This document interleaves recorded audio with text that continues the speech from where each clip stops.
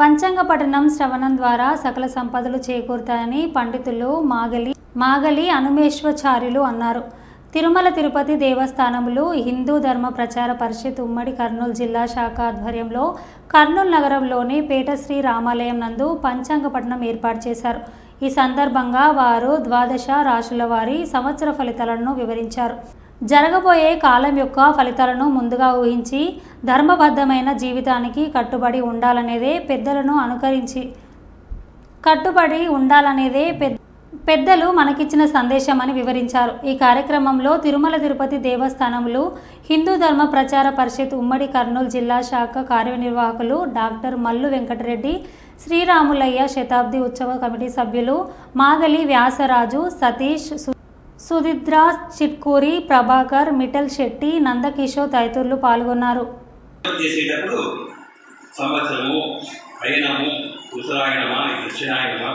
వారము నక్షత్రం ముందుకు చెప్పుకొని సంధ్యానం చేయాలని చెప్పి సంప్రదాయం ఉంది. కానీ చాలామంది సంధ్యావనమే చేయడం లేదు. అదే విశ్వట చాలామంది అనుకుంటారు బ్రాహ్మణులకు మాత్రమే చెప్పబడింది, మిగతా వాళ్ళు చెప్పదండి. అందరికీ కూడా సంధ్యావనం చేయాల్సింది అని చెప్పి బ్రాహ్మణ క్షత్రియ విషయం వాళ్ళు సంధ్యావనం చేయాలి. అటువంటి ఈ పంచాంగంలో ఈరోజు మరి ఉగాది సంవత్సరంలో మనకు ఈ ఉగాది పేరు విశ్వావసునామ సంవత్సరం.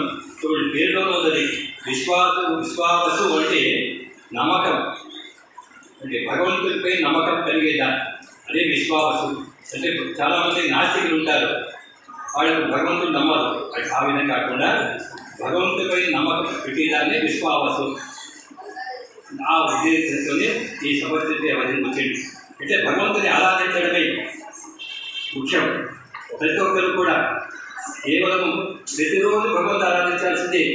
కేవలం కష్టాలు వచ్చినప్పుడు మాత్రమే పంచాంగంలో అనేక లాభాలు ఉన్నాయి. విదేశీ శ్రీమాప్తోతి వాళ్ళ ఆవిష్యవర్ధనం కరణాత్ కాశుద్ధిస్తే పంచాంగం పరమతో ఉన్నారు. ఇది వారము, నక్షత్రం, యోగము, కరణం, దీనివల్ల వాళ్ళ ఆయుష్, ఆరోగ్యం, శ్రేయస్సు ఇవన్నీ కలిపి చెప్పి శాస్త్రాలు చెప్పండి. ఒక్కొక్క దాన్ని కూడా చెప్పారు. ఇది వల్లనేమి, వారం వల్లనేమి, కరణం వల్లనేమి, యోగం వల్లనేమి, ఎటువంటి ఫలితం ఉంటుంది.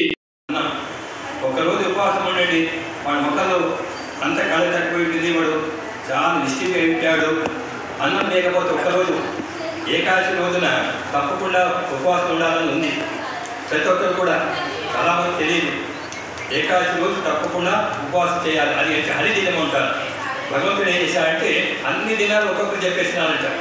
ఏకాదశి అని చెప్పాడు, నా దినము, ఆ రోజు ఉపవాసం ఉండండి అని చెప్పాడు.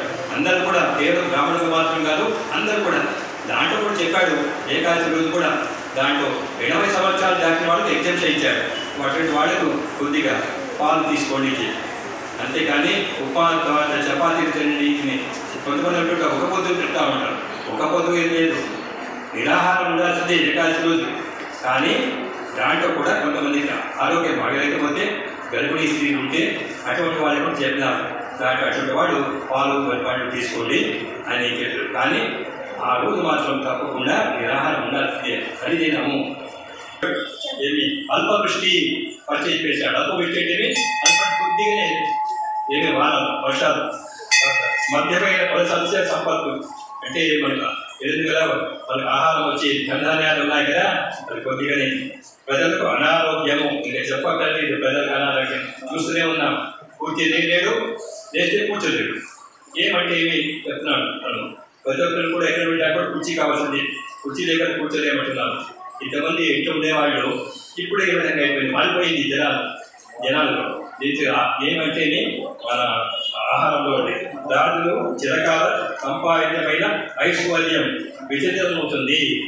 డబ్బులు పోవడానికి నియామకులు ఎవరంటే భగవంతుడి శ్రీమన్నారాయణుడి. అటువంటి నారాయణుడి యొక్క డాక్టర్ చెప్తున్నారు, ఎన్ని యుగాలు ఉన్నాయి, ఎన్ని మహాయుగమేమి అని చెప్తున్నాడు. పుట్ట, త్రేత, ద్వాపర, కలియుగం ఇవన్నీ అయితే ఒక మహాయుగం అంటే చెప్తున్నారు. 71 మహాయుగాలు అయితే ఒక మన్వంతరం అని చెప్తున్నారు. 14 మన్వంతరం అయితే ఒక కల్పమం అని చెప్పి అంటున్నారు. కల్పమం ఎంత అంటే 4,32,000 సంవత్సరాలు అంటారు. మొత్తం కలియుగం జరిగేది కలియుగము. దాంట్లో కలియుగం ధర్మం ఎంత అంటే ఒక పాదము అని చెప్పారు. ఒక పాదం కూడా లేదు, ఎక్కడ ధర్మం ఇప్పుడు చెప్పడానికి ఉంది పాదం లేనే లేదు.